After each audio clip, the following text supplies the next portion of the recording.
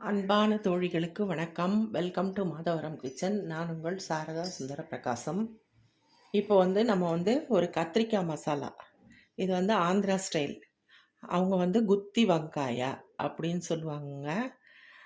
இது ரொம்ப நல்லாயிருக்கும். இது சாதத்துலேயும் போட்டு பிசைஞ்சு சாப்பிட்லாம். இல்லைன்னா சாம்பார் சாதத்துக்கு, ரசம் சாதத்துக்கு, தயிர் சாதத்துக்கு எல்லாத்துக்குமே தொட்டுக்கு சாப்பிட ரொம்ப நல்லாயிருக்கும்.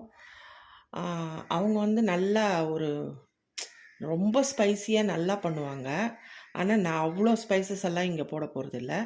நம்ம டேஸ்ட்டுக்கு ஏற்றுற மாதிரி நான் பண்ண போகிறேன். ஆனால் அந்த டேஸ்ட் அப்படியே வருங்க. இப்போது அதை எப்படி செய்யறதுன்னு பார்க்கலாம் வாங்க. ஃபஸ்ட்டு நம்ம கத்திரிக்காயை இந்த காம்பை மட்டும் கட் பண்ணிடணுங்க. நான் இங்கே ஒரு 150 கிராம் கத்திரிக்காய் எடுத்திருக்கேன். நீங்கள் உங்கள் வீட்டில் ஆளுங்களுக்கு தகுந்த மாதிரி நீங்கள் எடுத்துக்கோங்க, கூட்டியோ குறைச்சியோ. இப்போ இதை இப்படி கட் பண்ணிக்கணும். கொத்து கொத்தா இப்படி கட் பண்ணிக்கணுங்க. இதை பாருங்கள், உள்ள புழு கிழு ஏதாவது இருந்தால் பார்த்துட்டு கட் பண்ணிக்கோங்க. இது மாதிரி கட் பண்ணி நம்ம இந்த மாதிரி ஒரு பாத்திரத்தில் தண்ணியில் போட்டு வைக்கலாம். இந்த பாருங்கள், இந்த மாதிரி கட் பண்ணும். அடி வரைக்கும் போகாமல் நடுவில் மட்டும் உள்ள சொத்தகித்த ஏதாவது இருந்தால் பார்த்துட்டு இந்த பாத்திரத்தில் போட்டு வச்சுக்கலாம். இதே மாதிரி எல்லா கத்திரிக்காயும் கட் பண்ணிக்கலாம். இப்போ கட் பண்ணிட்டேங்க எல்லா கத்திரிக்காயும். இந்த பாருங்கள், இந்த மாதிரி கட் பண்ணி வச்சுக்கணும். இந்த இது இருந்தால் கூட பரவாயில்ல. இதுவும் ஒன்றும் பண்ணாது நமக்கு. சாப்பிடும்போது எடுத்துடலாம். இல்லை தேவையில்லைன்னா நீங்கள் இப்போவே கூட எடுத்துடலாம். இதை எடுத்துகிட்டு கட் பண்ணி வச்சுக்கோங்க. நான் அப்படியே தான் போட்டிருக்கேன். இது இப்படியே இருக்கட்டும். இதுக்கு ஒரு மசாலா ரெடி பண்ணிக்கணும் நம்ம. அது எப்படின்னு பார்க்கலாம் வாங்க. இப்போது ஸ்டவ் ஆன் பண்ணி ஒரு பேன் வச்சுருக்கேங்க. பேன் சூடாகிருக்கு. அதில் நம்ம ஒரு ஸ்பூன் எண்ணெய் விட்டுக்கலாம். போதும். இது ஒரு 2 ஸ்பூன் தனியா இருக்குங்க. இந்த தனியாவை இதில் போட்டுக்கலாம். அப்புறம் ஒரு ஸ்பூன் சோம்பு. இதை நம்ம ஃப்ரை பண்ணி எடுத்துக்கலாங்க.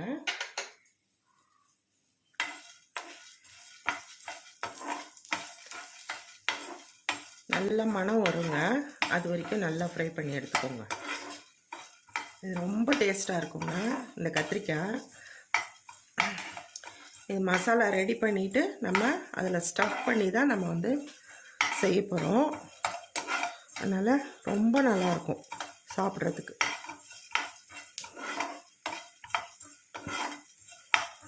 இந்த சோம்பும் இந்த தனியாவும் நல்லா ஃப்ரை ஆகி கமகமான மணம் வரும். அது வரைக்கும் ஃப்ரை பண்ணிக்கோங்க.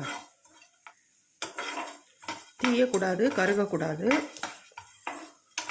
பண்ணி டேஸ்ட் மாறிடும். அவ்வளோதாங்க. நல்லா ஸ்மெல்லு வந்துருச்சு. நம்ம இப்போ இதை ஆஃப் பண்ணிடலாம். இப்போது இது நல்லா ஆறிடுச்சுங்க. இதை ஒரு மிக்ஸி ஜாரில் போட்டுக்கலாம். இப்போது மறுபடியும் பேன் வச்சுருக்கேங்க. இப்போது அதில் நம்ம ஒரு அரை ஸ்பூன் எண்ணெய் ஊற்றிக்கலாம். போட்டு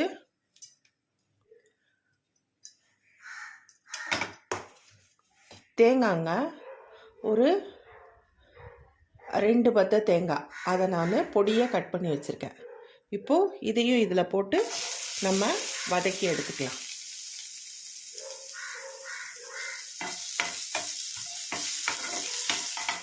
போதுங்க. ரொம்ப ப்ரௌனாலாம் வதக்க வேண்டாம். லைட்டாக வதக்கிட்டு இப்போ இதை ஆஃப் பண்ணிடுறேன். நம்ம இதையும்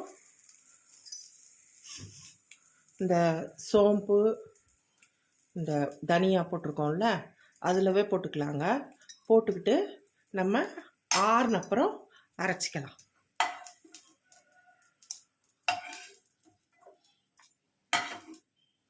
இது நல்லா ஆறணுங்க. ஆறினப்புறம் நீங்கள் மிக்சியில் இதை பவுட்ரு பண்ணிக்கலாம். நம்ம இது இப்படியே ஆறட்டும். இப்போ மறுபடியும் பேன் ஆன் பண்ணியிருக்கேங்க. பேன் வச்சுருக்கேன், ஸ்டவ் ஆன் பண்ணியிருக்கேன். ஒரு ஸ்பூன் எண்ணெய் விட்டுக்கலாம். இதுக்கு கொஞ்சம் நிறைய தாங்க எண்ணெய் தேவைப்படும். எண்ணெய் விட்டு செஞ்சால் தான் நல்லாயிருக்கும் இது. இப்போ வந்து ஒரு வெங்காயம், பெரிய வெங்காயம் இந்த மாதிரி கொஞ்சம் பெருசு பெருசாக கட் பண்ணி வச்சுருக்கேன். ஒரு சின்ன துண்டு இஞ்சி பொடியாக கட் பண்ணி வச்சுருக்கேன். இது வந்து 4 பூண்டு பல். இது கொஞ்சம் பெரிய பூண்டாக இருக்கிறதால மலை பூண்டு இது, அதனால் 4 பூண்டு பல் வச்சுருக்கேங்க. நீங்கள் சின்ன பூண்டு நாட்டு பூண்டுன்னா ஒரு 10 பூண்டு பல் கூட வச்சுக்கலாம். இப்போது இதை 3த்தையும் இதில் போட்டு நல்லா வதக்கிக்கலாம்.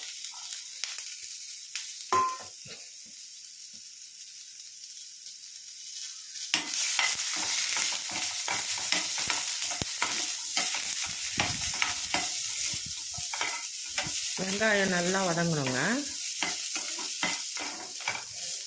அவ்வளோதாங்க, வதங்கிடுச்சு. இப்போ இதை ஆஃப் பண்ணிவிட்டு ஒரு தட்டில் கொட்டிக்கலாம். தட்டில் கொட்டி ஆற வச்சுக்கலாம். இப்போது இந்த வதக்கினதை இந்த தட்டில் கொட்டி நம்ம ஆற வச்சுக்கலாங்க. இது நல்லா ஆறட்டும். நல்லா ஆறட்டும். அதுக்கப்புறம் நம்ம மிக்சியில் போட்டுக்கலாம். ஆல்ரெடி நம்ம ஃப்ரை பண்ணி வச்சுருக்கோம் இல்லைங்க, தனியா, சோம்பு, தேங்காய், இது நல்லா ஆறிடுச்சுங்க. இதை நம்ம வந்து மிக்சியில் பவுட்ரு பண்ணிட்டு வந்துடலாம். பாருங்க, அரைச்சிட்டேங்க. இப்போது இதில் அந்த வதக்கி வச்ச இஞ்சி பூண்டு இதுலேயே போட்டுக்கலாம். இஞ்சி பூண்டை மட்டும் தனியாக எடுத்து போட்டிருக்கேங்க, வெங்காயம் போடல. வெங்காயத்தை நம்ம லாஸ்ட்டில் அரைச்சிக்கலாம். இப்போ இதை அரைச்சிட்டு வந்துடலாம். இப்போது இஞ்சி பூண்டு, தனியா, சோம்பு எல்லாம் அரைச்சிட்டோங்க. இப்போ இதில் நம்ம இந்த டிஷ்ஷுக்கு தேவையான உப்பு போட்டுக்கலாம். உப்பு போட்டுக்கிட்டு இப்போது இது வந்து குழம்பு மிளகாத்தூள் தான், நம்ம வீட்டில் அரைக்கிற குழம்பு மிளகாத்தூள். 4 டீஸ்பூன் போட்டிருக்காங்க. உங்கள் காரத்துக்கு தகுந்த மாதிரி நீங்கள் போட்டுக்கலாம். நான் வந்து இந்த கத்திரிக்காய்க்கு 4 டீஸ்பூன் போட்டிருக்கேன். இதையும் இதிலவே போட்டுக்கலாம். நம்ம போட்டுட்டு ஒரு அரை ஸ்பூன் மஞ்சப்பொடி அதையும் போட்டுக்கலாம். இப்போ இதை வந்து கொஞ்சமாக ஒரு 1/4 டம்ளர் தண்ணி விட்டு நம்ம துவையல் மாதிரி அரைச்சிட்டு வந்துடலாங்க. இப்போ அரைச்சாச்சுங்க. இப்போ வந்து இதில் வந்து இப்போது லாஸ்ட்டில் இந்த வெங்காயத்தை மட்டும் போட்டுக்கலாம், இந்த வதக்கின வெங்காயத்தை.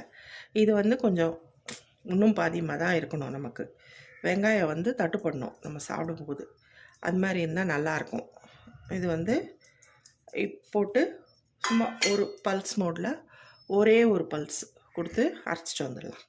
இப்போது இந்த மசாலா அரைச்சாச்சுங்க. எவ்வளோ நல்லாயிருக்கு பாருங்கள், சூப்பராக துவையல் மாதிரி இருக்குது.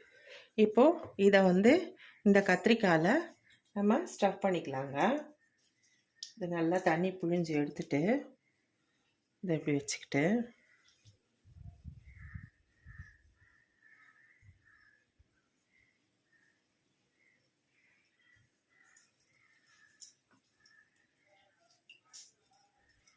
இங்கே பாருங்க, இந்த மாதிரி எடுத்துட்டு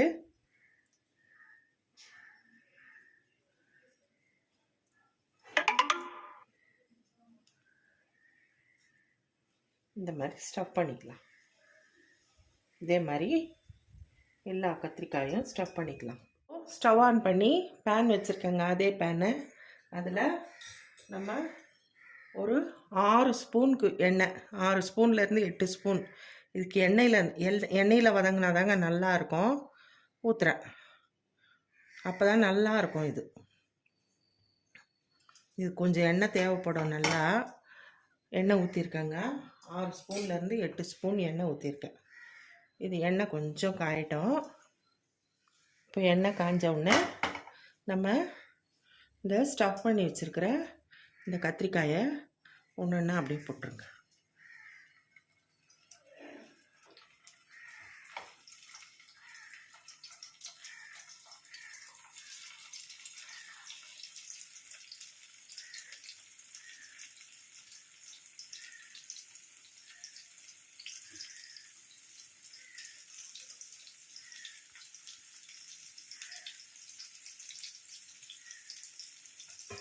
இப்போது மசாலா கொஞ்சம் எக்ஸ்ட்ராவே இருந்ததுங்க எனக்கு. இது பாருங்க, இந்த மசாலாவையும் இதில் போட்டுறேன் நான். அதையும் சேர்த்து வதக்கிடலாம். இப்போ இப்படி திருப்பி போட்டுக்கலாங்க.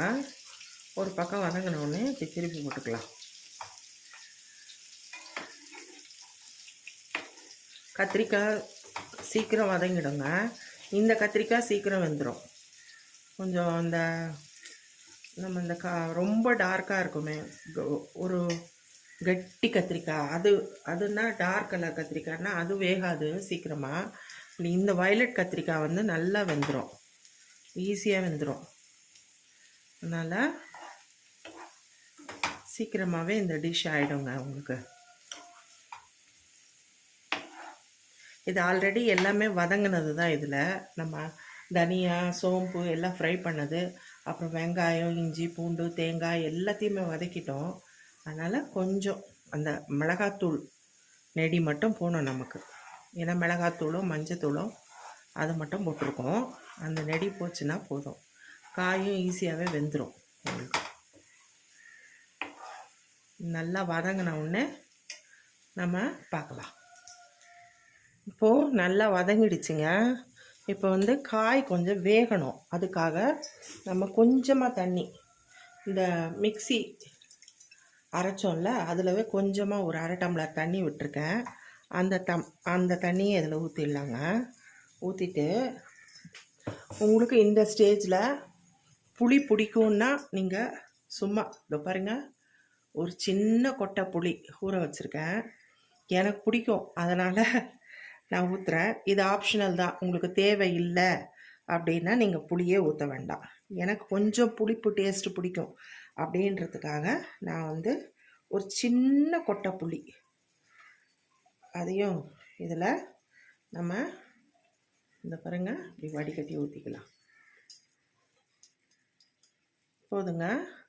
இப்போது இது இந்த காய் இந்த மசாலா எல்லாம் வெந்து எல்லாம் நல்லா சேர்ந்து வரும்.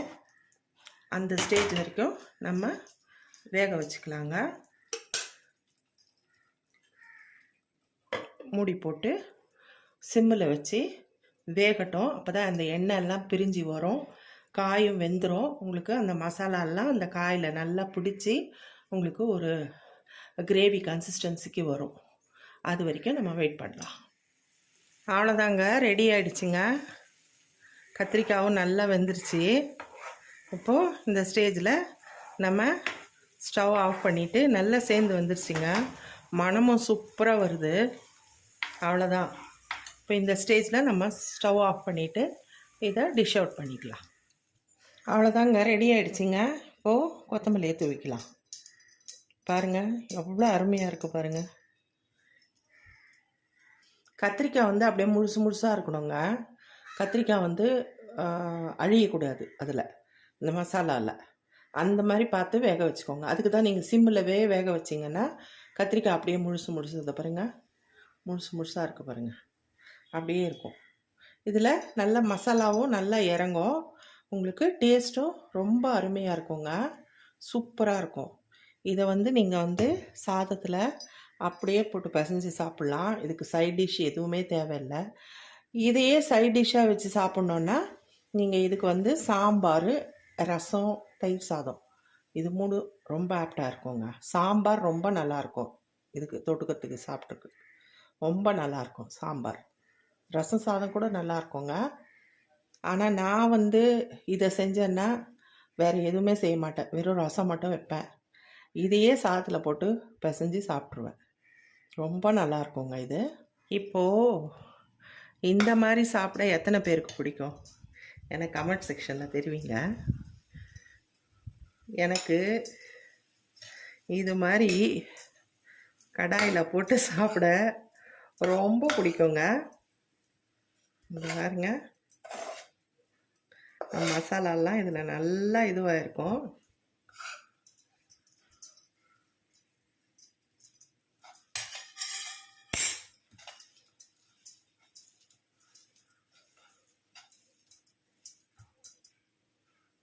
கத்திரிக்காய் நல்லா வெந்துருச்சு பாருங்கள், சூப்பராக.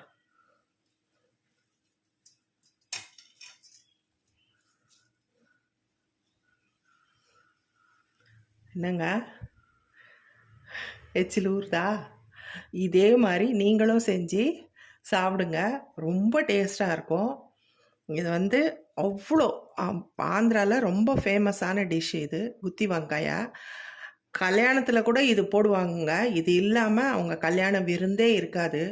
அவ்வளோ நல்லாயிருக்கும். ஆனால் அவங்க வந்து பயங்கர ஸ்பைசியாக பண்ணுவாங்க. நான் வந்து கொஞ்சம் லெஸ் ஸ்பைசியாக தான் நம்ம ஊர் ஸ்டைலுக்கு ஏற்ற மாதிரி நான் பண்ணியிருக்கேன். இதே மாதிரி நீங்களும் ட்ரை பண்ணி பார்த்து நல்லா சாப்பிடுங்க. ஹெல்த்தியாக சாப்பிடுங்க. சாப்பிட்டு பார்க்குறேன்.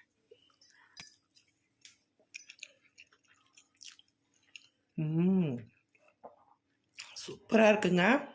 இங்கே எல்லாமே கரெக்டாக இருக்குது. நம்ம போட்டது எல்லாமே கரெக்டாக இருக்குது. ரொம்ப நல்லா இருக்குது டிஷ்ஷு. கத்திரிக்காயும் நல்லா வெந்திருக்கு. அந்த மசாலா கத்திரிக்காயில் போய் நல்லா இதுவாகிருக்கு. ரொம்ப நல்லாயிருக்கு. இந்த ரெசிபி உங்களுக்கு பிடிச்சிருந்தா லைக் பண்ணுங்கள், ஷேர் பண்ணுங்கள், கமெண்ட் பண்ணுங்கள். மறக்காமல் சப்ஸ்கிரைப் பண்ணிவிடுங்க. Thank you friends.